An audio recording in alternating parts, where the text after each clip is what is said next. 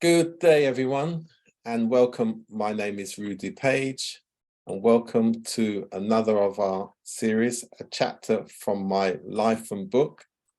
And I'm really pleased that we have Professor Neville Ying, and his book is called Shaping a Servant Leader. Good day, Professor. How are you? Good day, Rudy, and listeners. I'm fine. Not getting ready to sleep like you in London. London, we're a 24-hour city. Yes, this is our tea time. Great. So, Professor, before we start about your book, Shaping a Servant Leader, tell us a bit about yourself and your background. Oh, very simply put, a Jamaican. I was born in the parish of St. Thomas. So hail all the St. Thomas people in England. Okay. One of the first sets of people who actually came over on a Windrush. Mm. You know that? Okay. Did you know that, Rudy? No, I didn't know that. Okay. I know there's a lot of St. Thomas people, particularly up in the Midlands. That's right. And they, along with people from Clarendon, were among. Yes, of course. Clarendon. Yeah, Caledonians. Lots of those. Yeah, so I basically went to elementary school in Morant Bay, St. Thomas, and also parish famous for Paul Bogle. Yeah. You know, reshaped Jamaica as a result of the Morant Bay Rebellion. And then it's very interesting, the town that I grew up in, because it was a town in which you had only two classes of people, rich and poor. There were no middle class in those days. Mm. Of course, I belonged to the latter, which was the poor set. And so throughout my boyhood days, I experienced a lot of what I call class discrimination. And part of what strengthened me as I grew up is that I had to learn how to deal with this. This is some of what I reflected in the book, where I had to learn to go to church, where the first 3 or 4 rows were reserved for the landowners or people like the manager of the Barclays Bank, which was at that time called Barclays Bank DCO. Mm-hmm. If you know what DCO means. Enlighten me. Oh, it means Dominion, Colonial, and Overseas. Okay. Yeah. Not anything more colonial than that. Yeah. So, manager of that bank was the kind of guy who sat in the first room. So I had to learn how to deal with that. We had what was called a tennis club, where, you know, the rich and mighty and upper class played tennis, and people like me not allowed to go there. So how did I cope with all of this? I coped with all of this by learning how to get around this. So at the church level, since being near to the pastor was very important, I became an acolyte, which meant I marched up behind the cross and sat right where in the front row. In fact, further up than the landowners. Okay. And then I joined the choir. So I was even further up near to the pipe organ. Join the meeting. And then for the tennis club, I became a ball boy. Mm-hmm. That's how I learned the game of lawn tennis and, you know, the peculiar method of scoring and all that kind of stuff. So you learned in your early childhood days how to cope with things like racial discrimination, which, when I speak about other chapters of the book, I'll tell you that followed me up to when I went to the University of Maryland, which was a 98% white university. But by that time, I'd been through UWI, and believe it or not, one of the persons in my class was the first son of Marcus Garvey. Okay. Marcus Garvey Jr. Yeah. Because my specialty was mathematics and physics. And he just came to do maths for the fun of it. In fact, when he joined the class, he already had 3 degrees. But he made sure that during break time and whatever opportunity he had, he would pass on the message of God to us. Yeah. When I got to Maryland, I was very schooled in how to handle things like discrimination and having a sense of self-esteem. Mm. In elementary school, what you'll see, I record in the book as well. I went through the entire elementary school without owning a book. Couldn't afford it. Mm. So how did I compensate for that? I compensated for that by going to the parish library. Yeah. And so when I bought a book from the parish library, I memorized it by heart. And that's where my photographic memory started to develop. So I would, for instance, when I went back to school and the teacher would ask me to speak about the Port Royal earthquake in 1692, I could tell him everything, including commas, full stop, and colons. And that experience really shaped me for life, because up to now, people who know me know that my memory of things is, very up there, even at my old age right now.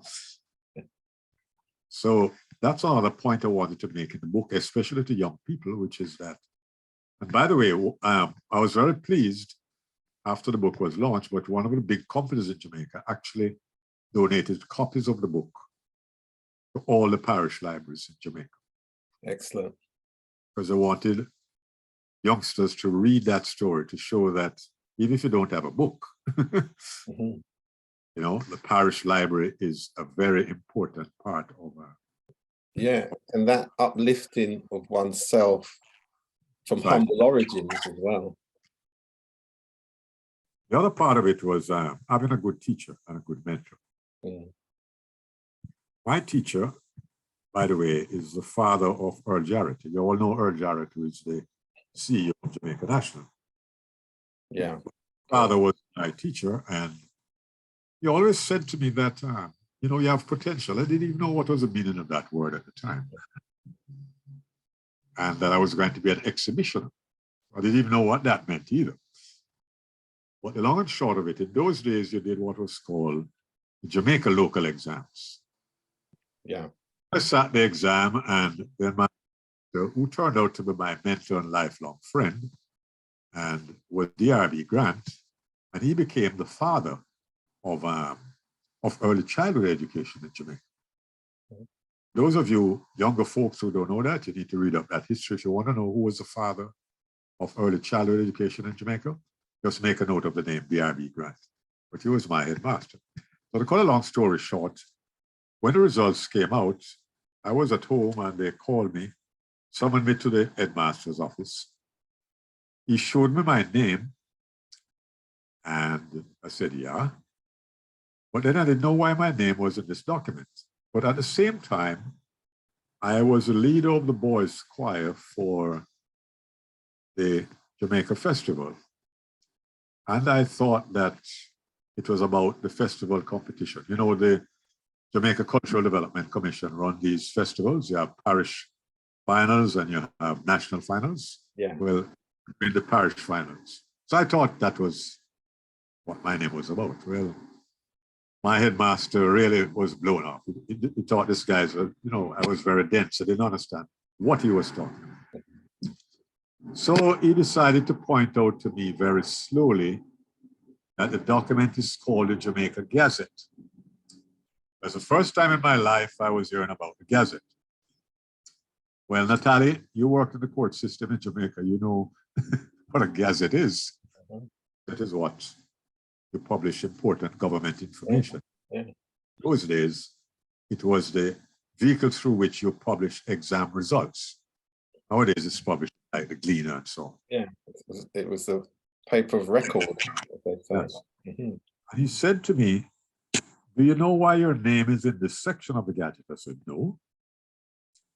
So I saw my name and 15 shillings written beside it. And all the younger folks don't know what is 15 shillings, but it was before dollars and cents. But what happened is I'd come second in the island. Okay. The entire exam. And this was a big deal for the parish. I mean, Mm-hmm. everybody was elated about this. I mean, I didn't even know what that meant, but later on I found out this was a big deal. And opportunities were limited at that time. And also the principals themselves, not the one that became my mentor, but the previous principals also practiced discrimination. What they would do, they would select students who would sit on their veranda. They would tutor them for scholarship exams. In those days, Rudy, we only had 2 scholarships per parish. Right. One for a boy and one for a girl. So when you go to the scholarship exam, everybody else is your competitor. Yeah. And so I entered for this scholarship and I became the parish. But I was too young because at the same time I passed the scholarship exam, I also passed the 3rd Jamaica local exam. The 3rd local Jamaica exams were the acceptable matriculation requirements for entering like micro teachers college or the nursing profession or the theological seminary. But I was too young, so I decided instead to take the scholarship and go to a technical school.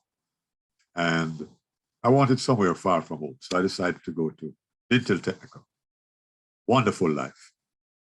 Got my own room, my own bed, 3 meals a day, but it was a tough life. Yeah. Because you had to do 50% practical work and 50% academic work. Mm-hmm. Early in life, I learned about what is now called holistic education, mm-hmm. which is you look at both academic performance as well as personal development. And so from there, I went. Now, in those days at Michael, they usually take only about 30 students. So when you go to the entrance exams, if you come number 31, tough luck. Mm. Anyway, I went because I was on the track team and I was on my way to warm up for a track meet and I heard an announcement over the rediffusion. I don't know how many of you know what a rediffusion is, but the station you have now called RGR. RGR actually means Radio Jamaica and Rediffusion. Okay. Now, Rediffusion was a little speaker box that you put up in the corner of a room, like a school will have like a little box. And you would hear all the news through that little box called a rediffusion. So I heard this announcement that as of January next year, there would be full scholarships to Michael and other teacher education institutions like Shortwood and Bethlehem and so on, and St. Joseph's. And I put up my spikes and I started studying for the entrance exam. Well, when I went to the entrance exam, of course, I came at the top 4. So I didn't worry about getting into the top 30. And so that took me to Michael, and then from Michael I went into teaching, and then from teaching to UWI, and then to the University of Maryland, and then my early working career. So that's my life in a nutshell, really. Okay, that sounds very exciting.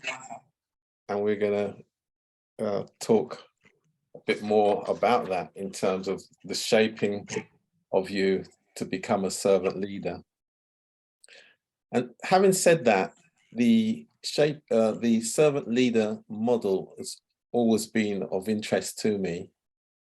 And as we've discussed, I want to just give you a section for your perspective from Robert Greenleaf's definition of some 50 years ago, actually, this was written.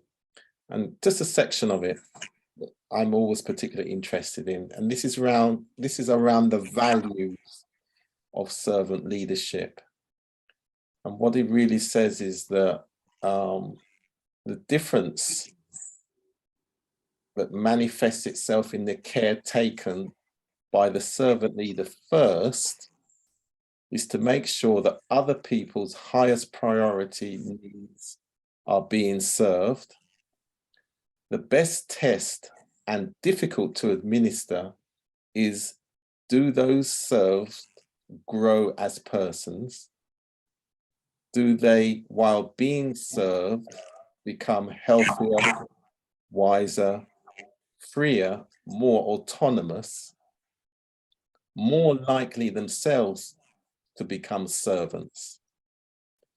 And what is the effect on the least privileged in society? Will they benefit, or at least will they not be further deprived? So I'd be interested in your perspective on that element within the servant leadership model. And of course, in our prior discussion, Rudy, you realize that I would have read, Robert. So I'm very familiar with his work. Yeah. But let me take you back to, why did I write this book? Yes. I wrote this book at a stage of my life where I've been doing a lot of what I call reflections and introspection. And so I asked myself this question: what has made my life meaningful? And the answer that came back to me is that during my life's journey, I did two things. One, I sought to improve the quality of my life. But at the same time, I sought to improve the quality of lives of other people. Yeah. And so that led me to my own definition of servant leadership, which is to empower the persons you serve to improve the quality of their lives. Yeah. And that has been my mantra. And anyone who has worked with me, and you'll see in the caption of the book that I've actually worked across 50 organizations, Jamaica, internationally, and in the Caribbean. And that's the mantra I carry to all those organizations. And so, in fact, the book which is out now, I have cases in there that showed how I took that mantra to those 50 organizations and transformational projects. Very simple. Now, flowing out of that, I then decided to frame the book around 3 words. Because as a mathematician, I realized that most people only remember 2 or 3 things. You notice that everything in the computer is binary. You actually only use 2 numbers, 0 and 1. Yeah. And in life, the triangle is the most things that people remember. So what are the 3 words that I focused on? And if you forget anything else from this discussion today, just remember these 3 words. Relate, care, and share. And the entire book is built around those 3 processes. What do I mean by relate? As I move through my life's journey from school to work, as a scientist, I recognize that it's not numbers that run things, as we say in Jamaica. It's people. And the most important thing in life is the relationships you build with people. Hence the word relate. And what is the glue to that relationship? It's the word trust.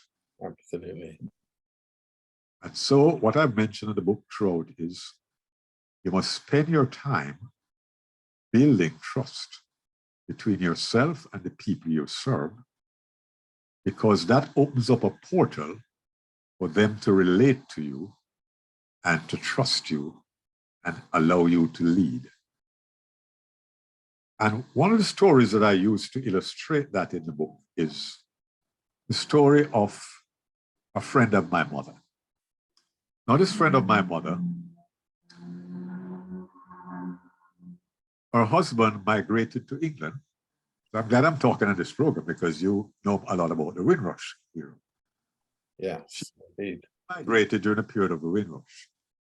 And with the usual promise that when he settles down in England and everything is settled, he'll send for her. But in the meanwhile, he would write letters to her every month to assure her that, honey, I still love you. I think about you all the time. And each time I feel lonely and cold in England, your love, warms me up. The only problem was that she was illiterate. Now, here was I, 10 years old, and this lady decided to trust me to read her husband's letter to her, and also to craft a reply to her husband. So you can understand, from age 10, I learned to be bilingual, because I had to read her husband's letter that he wrote in very standard English to Jamaican patois. Then I had to listen to her reply in patois and then translate it into standard English to reply to him. But guess what? She asked me to read it back to her, and I had to learn how to read the standard English back to her in patois. Okay. What I'm making with this story is that from an early age, here was an older lady who trusted me. Imagine, you know, I'm learning about all her secrets between herself and her husband. Yeah. She relied on me not to tell anybody else. And the point I'm making in the book is that when people put their trust in you, hold that sacred, because that's what builds and maintains relationships. That's such a great point, and not taking advantage. Precisely. Yeah. And you know, people who are guidance counselors and social workers know that very well. People come and pour out their heart to you. Yeah.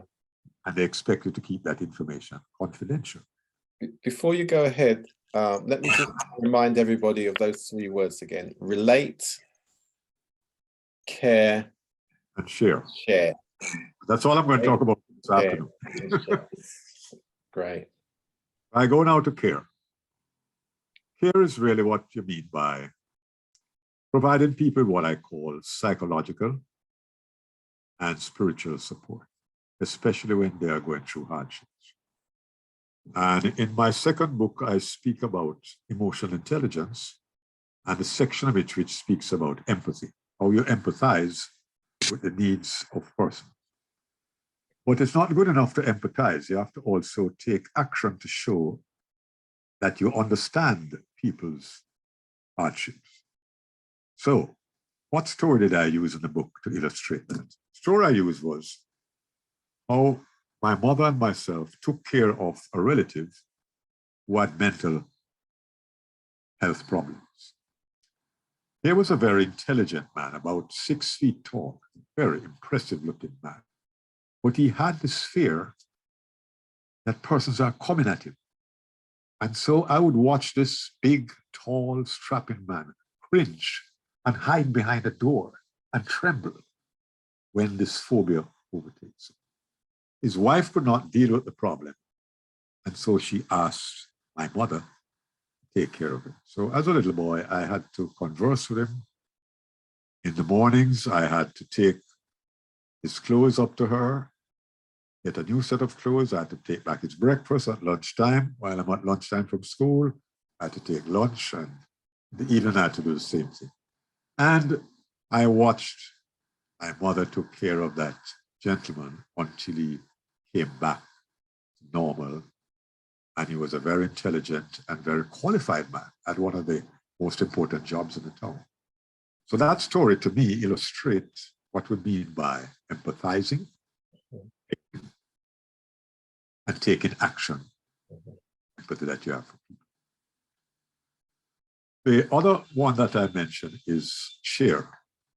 And the point I made in the book is that God gives all of us talents. Yeah. We're all certain talents. God-given skills. For us is that we would share those talents with other people, help them along in their journey through life. And the story I used to illustrate that in the book is when I got to the University of Maryland, as I said earlier, it was 98% white. I was the only Black student in my doctoral program. And at that time, they regarded Black students as persons with, inferior intellectual capacity. But guess what?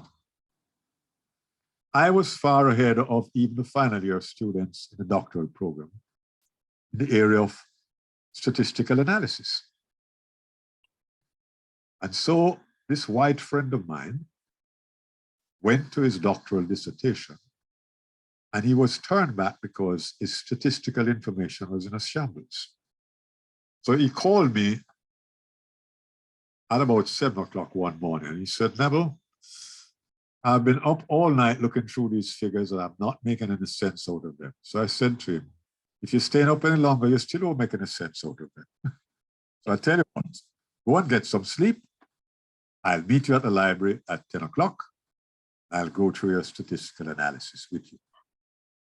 Well, I did, and he got through his doctoral exam. Years later, a mission from Jamaica visited Washington, D.C. This guy was a big shot in Washington, D.C.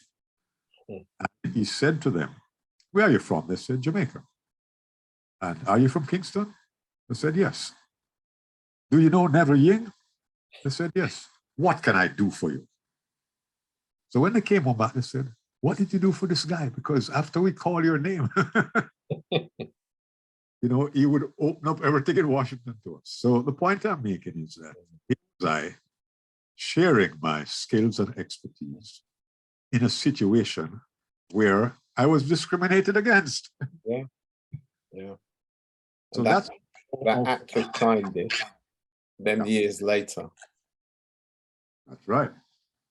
So those are, so in the book, what I've done is I've used stories throughout the book, illustrate lessons about servant leadership. Yeah.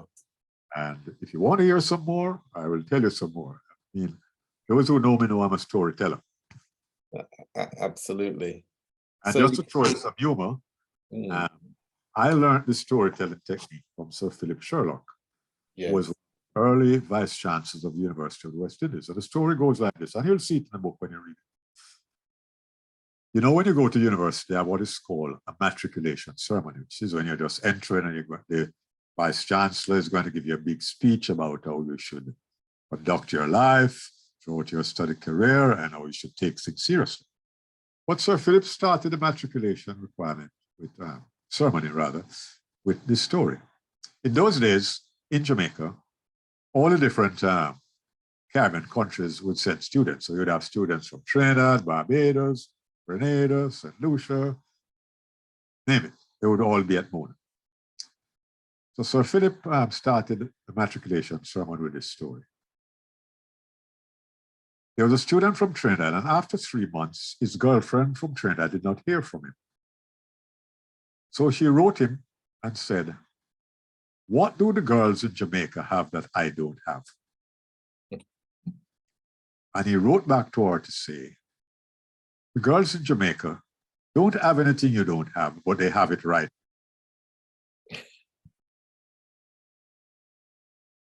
I hope that story is sinking there. But the point I'm making is that Sir Philip was, you know, a great storyteller. And so what I find in my work, and when you read through the book, is that I, you know, mention several other stories because storytelling, you know, grabs people's attention and they to the points that you're making. And you are a good storyteller, relaxed, very clear. So looking back through your journey as it relates to servant leadership, then, Professor, what would you say has been your biggest lesson learned along the way? Well, the same 3 things that I mentioned. Well, okay, let me put it slightly a different way, because what you set out were the guiding principles, but so what I'm thinking about then is when you've faced a major challenge, and it's only on reflection that you came to think, well, actually, I've learned something there. Next time I'm going to do it a different way. Well, having gone through the journey, I've developed some other competencies. Right. And that's what my second book is about, which I launched last year. Okay. It's called, so the sequel of the books are as follows. In the first book, Shaping a Servant Leader, I speak about what shaped me. In the book, I said, now, having been shaped as a servant leader, how do I take action as a servant leader? Okay. And so what I say in the book is that over my period of shaping, I've developed 3 important servant leadership competencies. Yeah. One is what is called conversational competencies. Mm-hmm. Or you have dialogue with people. And I'll speak a little more about that. This is actually getting into the second book. Mm-hmm. The competence you have to develop is emotional intelligence. Mm-hmm. And I can speak some more about that if you're interested. Yeah. And is how you go about strategic thinking. Mm-hmm. And so every organization that I work, or any group that I work with, those are the three competencies that I bring to the table to deal with any challenges, any resistance, any need for charting a new pathway, any need for people throwing up their hands in the air and say, the future is so unpredictable, I don't know what to do. Those are the three things I go back to. Yeah. If you want, I can give you a little gist about what is involved in conversations and what's involved. Yeah, please, because again, it's been your lived experience. So there's a reason why you selected those three words. So it would be good for us to hear. Well, conversations are the most important thing that you have as a tool, as an individual. Most of our life is spent in conversations. Mm-hmm. And if you go back to the Greek philosophers, Socrates or Aristotle, you know something I have now called the Socratic method? Mm-hmm. That's where it came from, having conversations. So when you look back at the Greeks, and all the philosophers that you value, their whole life was about conversing with people. If you go to the Bible, what did Jesus do? Yeah. He had conversations. Yeah. And if you read all the New Testament, all those persons, from Mark, Luke, John, go right back. Mm-hmm. But what? Conversations. So all I did was to try to package conversations under four broad headings. The first heading is called vision. So when I get into an organization, I have to spend a lot of time speaking with them about what will this organization look like in the future. I have to paint a picture for them in the conversation. Just like when you're building a house, what do?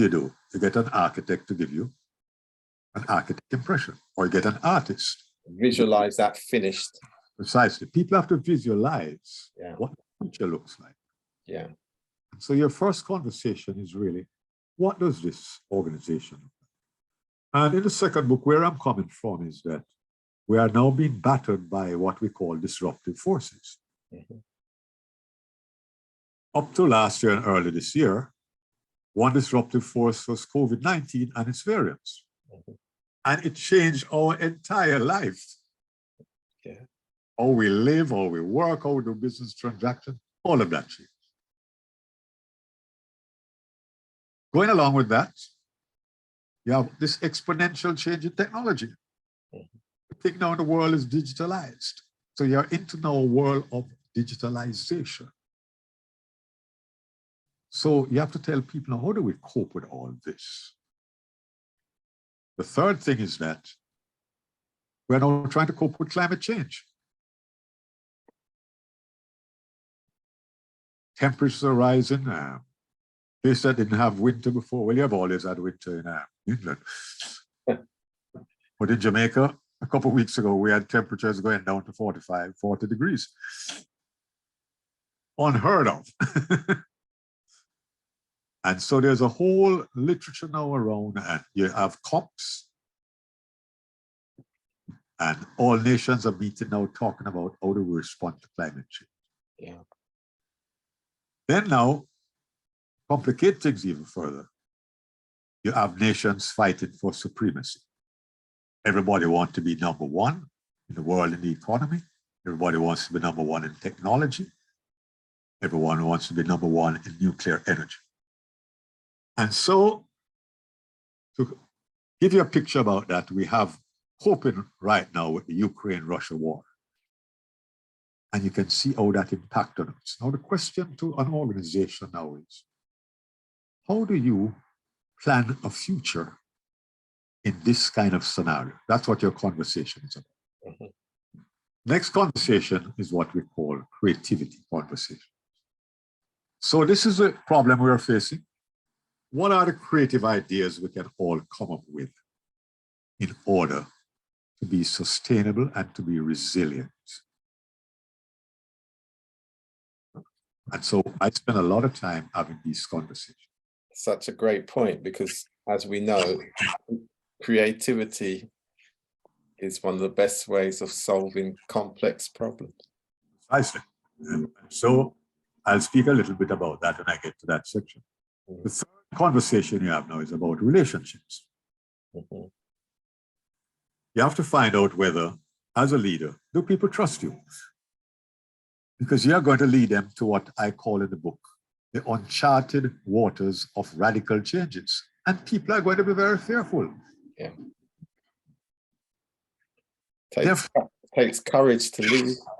Yeah, it takes a lot of courage from a leader. So you have to now have a conversation with them, because you have to do what? Again, now, you have to build the same thing I talk about, trust. Mm-hmm.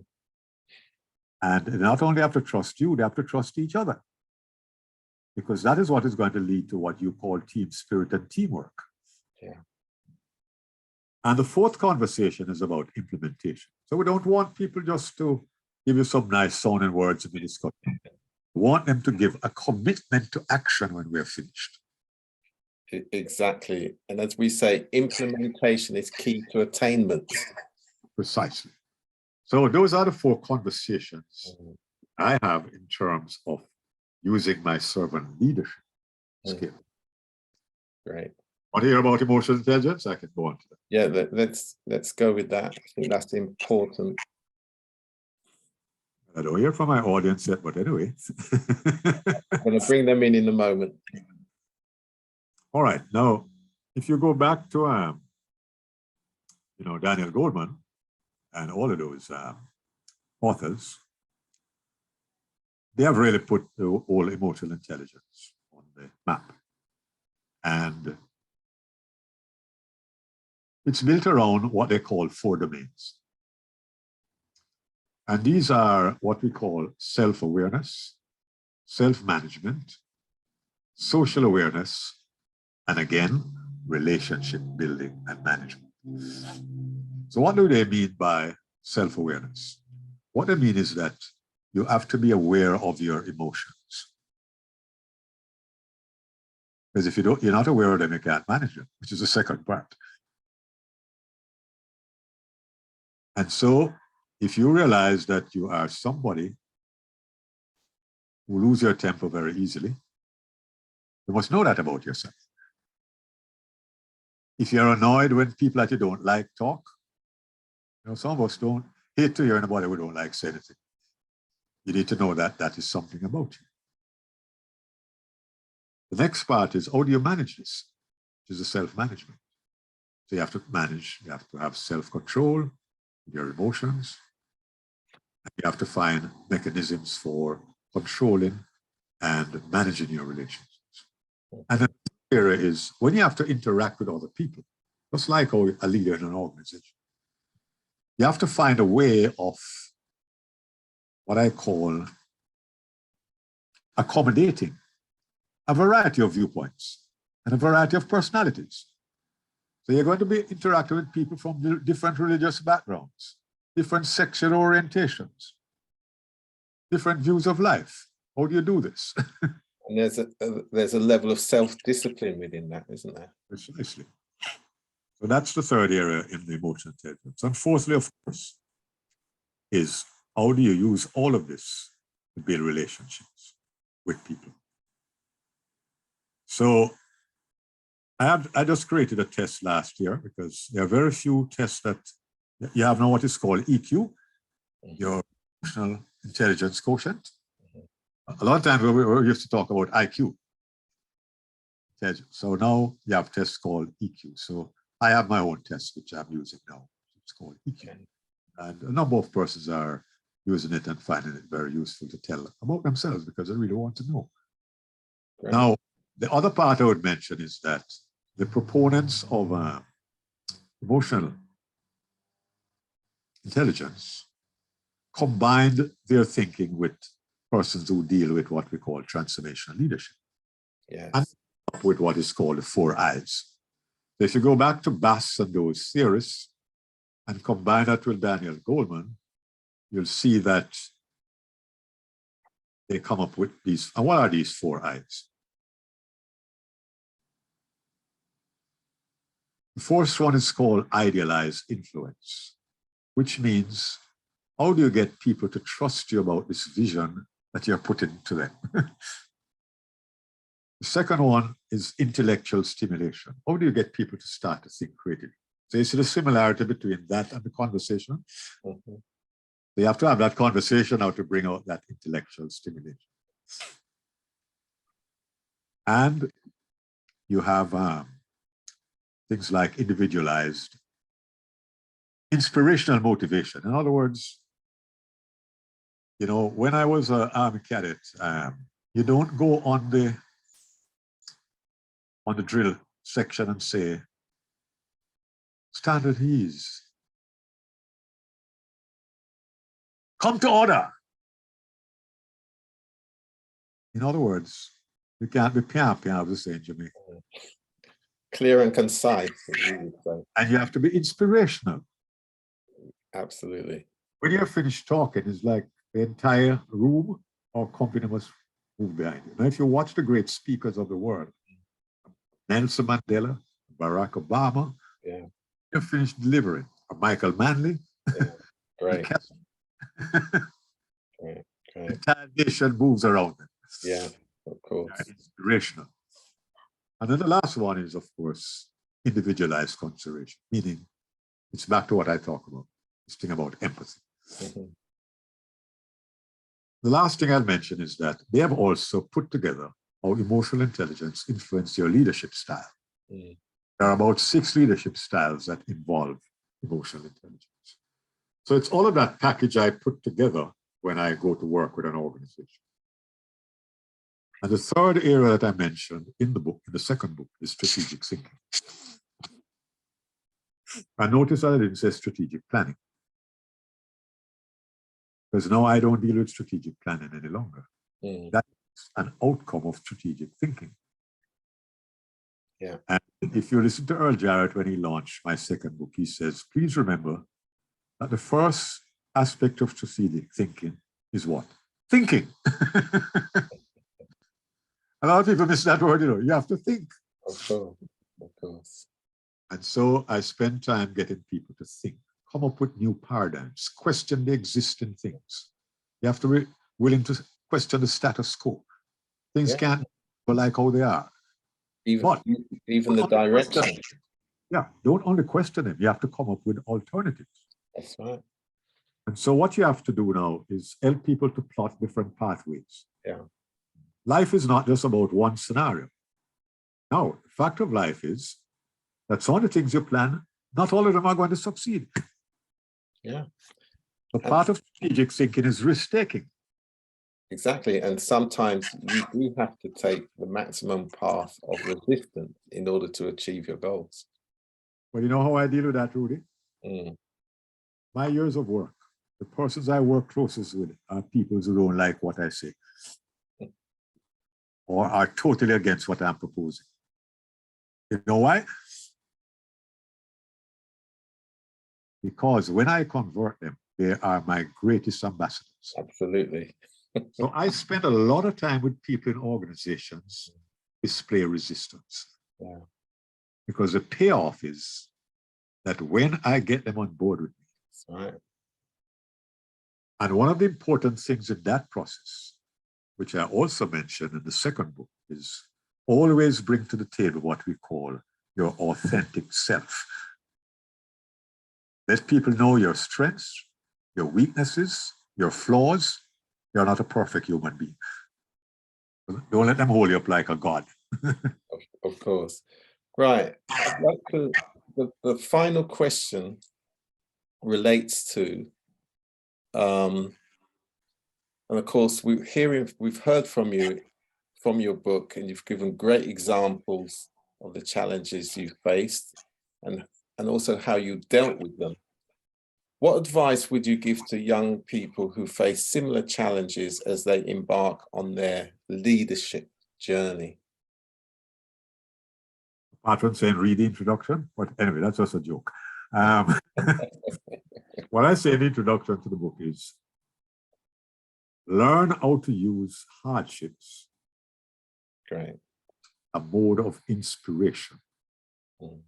That's what I did in my life. You know, the hardships I mentioned, I found a way of using them as a motivation for with solutions and a pathway to success.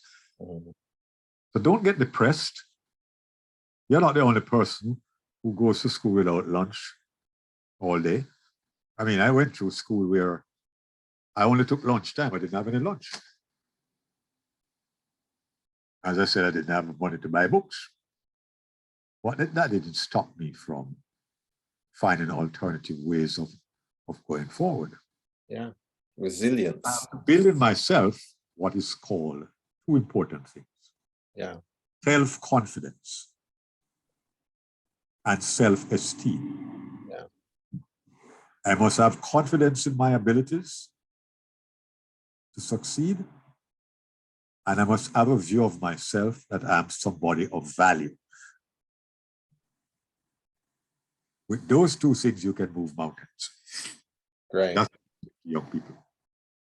Thanks for that. That's a great message for young people. Really is, particularly those who are embarking on this leadership journey. Right. The next few minutes that we've got left, I'd like to ask a couple of people who are online, who know you quite well. Natalie, Mark in particular. So if you'd like to open up your mics and just give your perspective. I have my nieces like April and Claire online, and my good friend. Okay, it's open. The floor is open to all. And Marvo.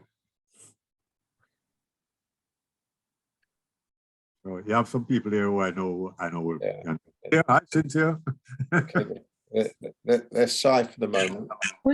Good evening all. Excellent. Good evening, Uncle Neville. Good evening, Claire. Good evening. The floor is yours, Claire. I just want to say it's great to hear from you, Uncle Neville. It's great to hear.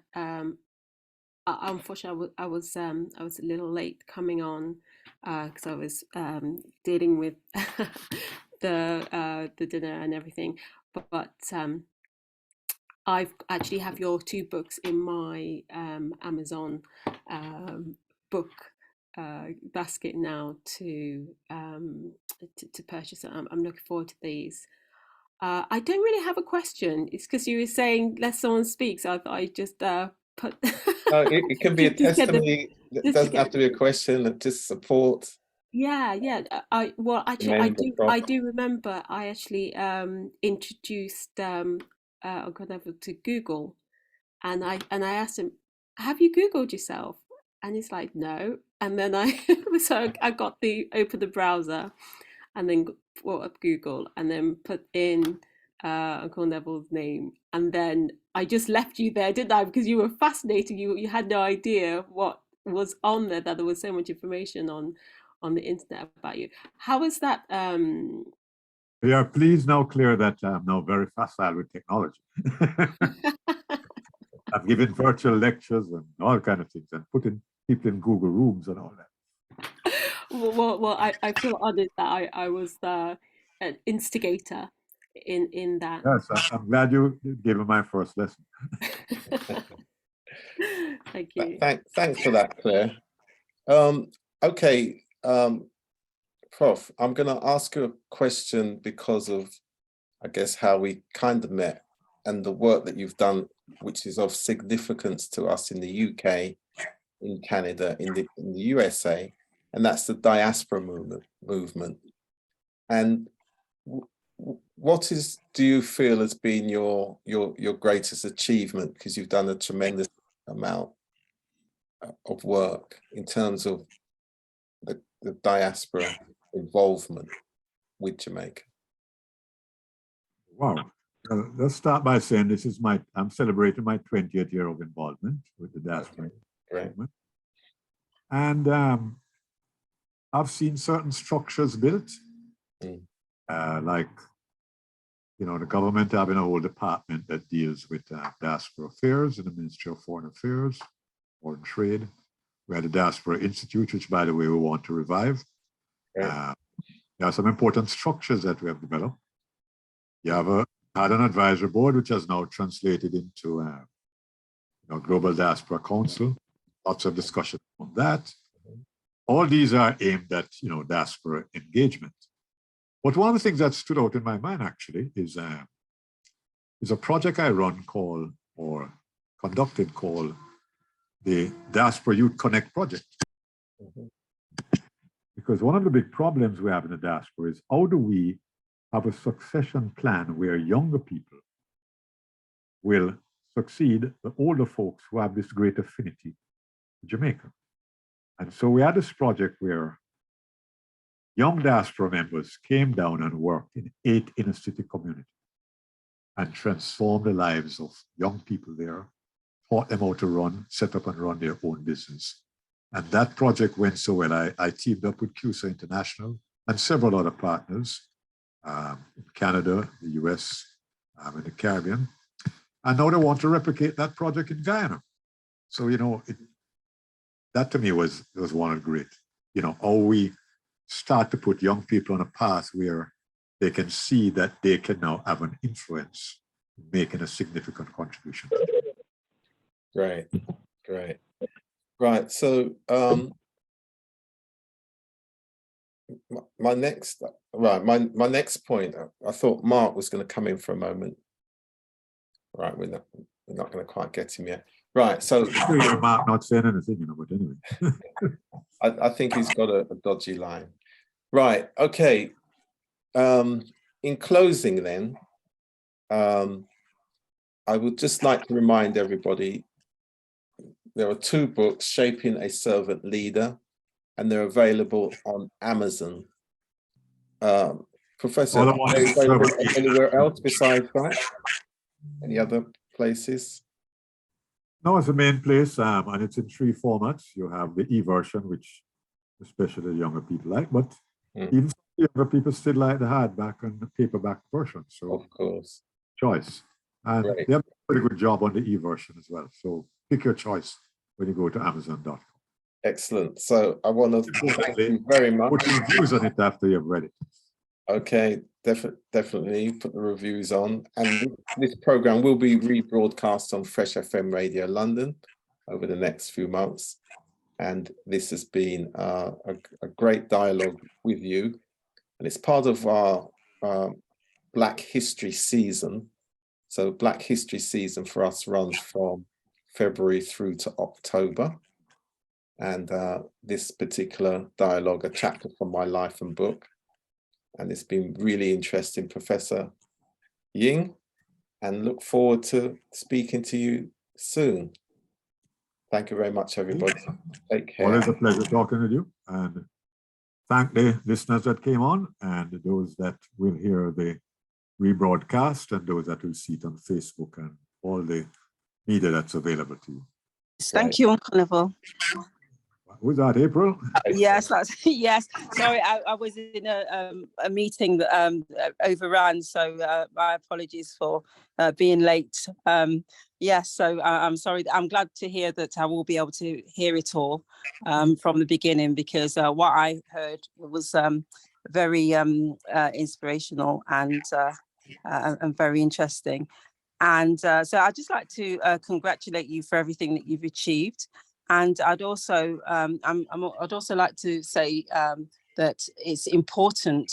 I'm glad you've actually written a number of books, because it's important that this information is captured so that the next generation can, learn from your wisdom and your experience.